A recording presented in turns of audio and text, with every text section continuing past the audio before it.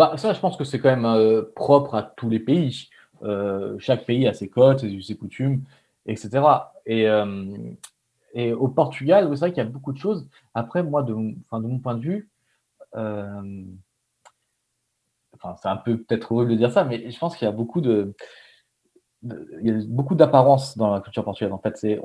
Faut sembler très chaleureux, s'intéresser à tout et cetera, mais c'est plus d'apparence. Par exemple, avec nos collègues de travail, si je prends un exemple, ou avec, des connaissances qu'on ne connaît pas forcément, voilà, mais on a tout un lien très fort, le temps qu'on est ensemble, on est les meilleurs amis du monde, mais après voilà, en fait, c'est très dans l'instantané. Donc on profite de l'instant à fond, bon, comme si on était meilleurs amis, mais c'est plus de l'apparence parce qu'après, en vrai, on passe à autre chose et on fait notre vie. Si on recroise la personne, bah, ça va être très bien. Mais voilà, c'est pas pour autant que bon, on va se dire, oh, c'était très bien, je vais rester en contact avec lui, je vais tout faire pour le revoir. Voilà, on profite de chaque situation et c'est un peu grossièrement du vivre au jour le jour. Voilà, c'est le cliché du bon vivant, quoi. On profite de chaque instant à fond. Et c'est un autre exemple aussi. Il y a par exemple des fois la pause déjeuner. Alors, c'est Oui, pas choquant de faire une pause déjeuner à rallonge qui s'éternise. Mais après, par contre, bah, s'il y a du boulot à faire, bon, ça, la partie travail va s'éterniser aussi dans la soirée.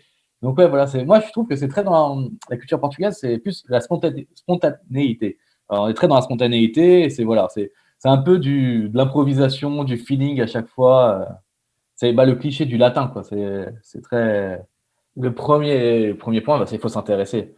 Parce que là, du coup, on s'adresse à des expats français, en gros, au Portugal. Moi, j'ai été expat aussi.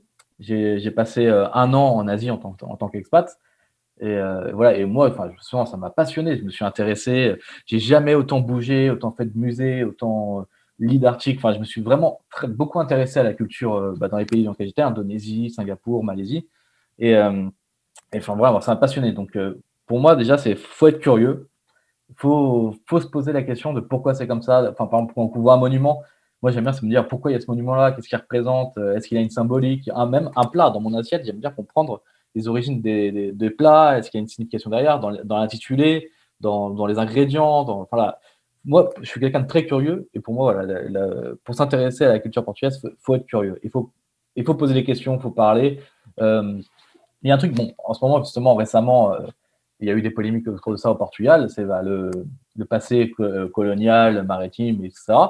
Pour moi, il ne faut pas avoir peur d'en parler, de toute façon, c'est fait, c'est fait, donc il ne faut pas le renier, il ne faut pas le cacher, il ne faut pas forcément en être. Voilà, c'est là, donc il faut en parler. Et c'est quelque chose qui est très présent dans la culture portugaise, justement, par les monuments, même les billets, encore les billets d'Escudos qu'il y avait juste avant l'euro, sur chaque billet, c'était un marin qui était dessus. Sur les pièces, c'est pareil. Donc ça, c'est par exemple, et c'est un aspect, je trouve ça dommage justement aujourd'hui qu'on veut faire de la cancel culture et qu'on annule ce truc-là, parce que ça a profondément marqué le Portugal. C'est quand même quelque chose de majeur. C'est sûr que ça a laissé des traces tant dans les pays que les Portugais ont visités qu'au Portugal même, dans la gastronomie, dans la musique, enfin, dans tout, dans tout, dans tout, dans tout. Donc, et justement, il faut être curieux, il faut s'interroger, savoir d'où ça vient, se documenter. En plus, au Portugal, il y a la chance aussi d'avoir beaucoup de musées et beaucoup de patrimoine. Le Portugal a la chance d'avoir un patrimoine qui est énorme. Les châteaux médiévaux, enfin, on traverse le pays du nord au sud, le moindre petit village presque, il a un château, il a une vieille église médiévale. Donc, faut aller les voir, faut aller les visiter. Les musées, il y a des musées magnifiques qui ne sont pas forcément très connus. Par exemple, à Lisbonne, il y a le musée des Azulejos. Il est magnifique, c'est un des plus beaux musées que j'ai fait. Le musée des coches et des calèches, enfin, c'est impressionnant aussi de voir ça. C'est quand même un patrimoine qui est unique, on ne trouve pas ça dans d'autres pays. Donc, faut prendre le temps de faire ces choses-là, faut y aller, faut le voir. Et surtout, en plus, en ce moment, en temps de pandémie, il y a beaucoup moins de touristes. Donc, c'est le moment parfait pour y aller, pour aller voir. Et enfin, voilà, il y a vraiment énormément de choses à voir. Et moi, c'est comme ça aussi que m'est venue cette passion. Il y a certains monuments que j'ai visités. Bah, les châteaux médiévaux, par exemple, il y en a des très beaux, mais il y a des monuments vraiment qui ont mis des gifs, comme je pense par exemple au couvent du Christ à Tomar, le musée de Zanzoulet, le château de Sintra, qui est un grand classique aussi. Voilà, voilà, tout ça, ça m'a mis des claques. Je me suis dit, putain, quand même, le Palacio da Bourse à Porto, enfin voilà, il y a quand même. Pour moi, en fait, limite, c'est une idée de concept que j'ai, c'est de faire une checklist. Il y a une dizaine de monuments et de musées qu'il faudrait faire au Portugal, les faire, et voilà, et ça serait une